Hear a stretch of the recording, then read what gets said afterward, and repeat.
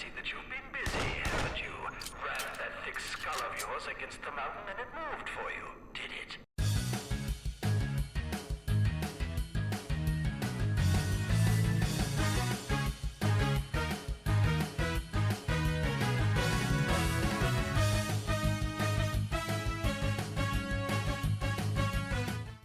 Hey there guys, Nordic Warrior here, welcome back to my video game review series. So those of you who have been following my channel will know that last year I reviewed Duke Nukem Forever from 2011, shortly after its 10-year anniversary. Just to quickly recap my thoughts on that game, it's a game that in my personal opinion is incredibly underrated.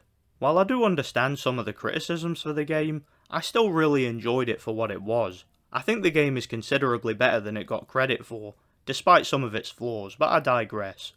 If you want to know more about my thoughts on that game, go check out my review, link in description. However, when I made that review, one of the things I neglected to talk about was the DLC add-on for the game, that was released in December 2011, known as the Doctor Who Clone Me. Figured since I never talked about it in my review, I might as well do a separate review for the DLC. So the story takes place shortly after the events of Duke Nukem Forever. Duke wakes up in an unknown location, strapped to a chair, when a mysterious voice calls for his execution. Yes, we don't need him anymore. You're free to terminate the patient. This leads to a robot that looks suspiciously like a T-800 from Terminator, attempting to off him. Interestingly enough, one of these robots actually made an appearance in one of the original Duke Nukem Forever trailers from the early 2000s. Naturally, Duke being Duke, he escapes and promptly decapitates the robot with little effort.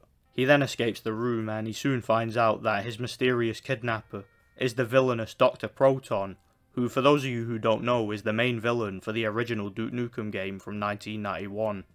Dr. Proton, you're supposed to be dead. Dr. Proton has taken over the EDF base at Area 51, and along with his army of robot minions, is attempting to create an army of Duke Nukem clones to wipe out the aliens and take over the world. At the same time, the aliens have taken over the moon, led by the alien empress herself, and are planning to breed an army of cycloids to take over Earth. So yeah, a lot has happened since the events of Duke Nukem Forever. Duke will have to fight his way through Area 51, kick some ass and save the world once again, as you might expect. So first of all, the gameplay is practically identical to the main game, and that's a good thing in my opinion, because the shooting mechanics, platforming and overall design of Duke Nukem Forever was pretty fine for the most part in my opinion. Most of the weapons and items from the main game can still be acquired here. You have Duke's standard pistol, a badass shotgun that does an incredible amount of damage at close range, the Ripper cannon which is slightly better from long range and fires rapidly, the railgun which holds 3 shots and is practically a sniper rifle, an RPG with a lock-on system for blowing up enemies, and of course Duke's badass Devastator for dealing with bosses and tougher enemies. You have the Shrink Ray for shrinking down enemies and squashing them, and a Freeze Ray for freezing enemies and smashing them. You also once again have several of the alien weapons such as the Enforcer Gun or the AT Laser. You also once again have pipe bombs that are basically remote grenades that do huge amounts of damage, and trip mines. In addition to the returning weapons, you also have a couple of new ones. You have the Expander which puffs up enemies and makes them explode with 2 hits. This even works on tougher enemies like the Octobrain or the Pig Cops, so be sure to conserve your ammo on higher difficulties. When I completed the game on Insane difficulty, I found both this and the Shrink Ray to be very important. Seriously, they can make all the difference, and can bail you out in difficult battles. You also have the Impregnator gun which fires the same projectile as the Impregnator enemies. And once again you have useful items scattered around the game such as steroids which make your melee attacks considerably harder, cans of beer that make you tougher so you can absorb more damage, and a Holoduke for distracting enemies. So just like in the main game, you have a huge amount of variety in regards to combat and weapons to choose from. You also have plenty of enemy variety. In addition to the same aliens from the main game, you also have Dr. Proton's robot minions, which are quite tough, and even clones of Duke. You also have plenty of variety in terms of the overall level design. In the early part of the game, you alternate between combat sections and puzzle solving sections. You also get quite a bit of platforming. The puzzle solving this time is a lot more simple than it was in the main game, and isn't really much of a challenge, which is fine by me, because the game is more of an action and combat centered game. The platforming sections are actually a little bit better this time in my opinion, and I don't really have a problem with them. There's a section of the game where you have to infiltrate Dr. Proton's cloning facility in disguise, and that section is a lot of fun. Voice module verification. Speak. I've got balls of steel. Negative. Repeat. I've got balls of steel. Negative. Repeat after me. I've got balls of steel. I've got balls of steel? Check. Proceed. You also get some driving sections just like in the main game, and these are a lot of fun.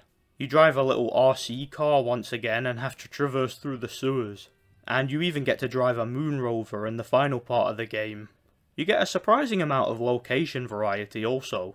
Like I said, parts of the game take place in Area 51. You have underground sections, a robot factory, a cloning facility, and also an outdoor area. You even get a level that takes place in a bar, which is similar to the strip club level in the main game, filled with mini-games and distractions. He's known to have certain talents, you know? I like where this is going. The final level takes place on the moon, and it's a lot of fun. Just like in the main game, you can increase Duke's health meter, or ego meter should I say, by interacting with certain items, mini-games and curiosities you can find scattered around the levels.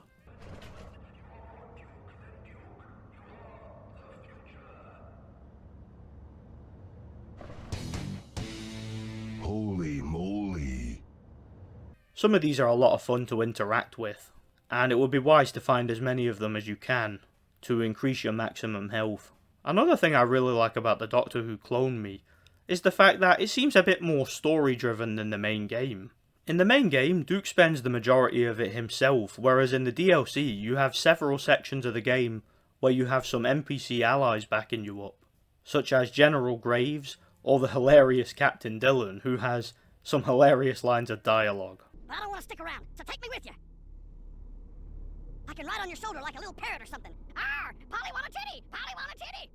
Both of them returning from the main game, and both playing a slightly more predominant role than before. The story and dialogue overall is pretty good, and Duke once again gets some pretty funny one-liners throughout. Time for some drive-by dental surgery. You also get 2 new boss battles, one of which being against Dr. Proton, and the final boss being the Alien Empress. Both boss battles are pretty epic, and a bit challenging on harder difficulties. All in all, I didn't really have much of a problem with the Doctor Who Clone Me, and I would recommend it to anybody who owns Duke Nukem Forever, who maybe hasn't gotten around to playing it yet. I give Duke Nukem Forever the Doctor Who Clone Me a solid 7 out of 10. Sure, it's pretty short and lacks the overall content of the main game, but that's to be expected for an expansion like this. Let me know what you guys think. Stay tuned for more retrospective video game reviews. Thanks for watching and God bless. Don't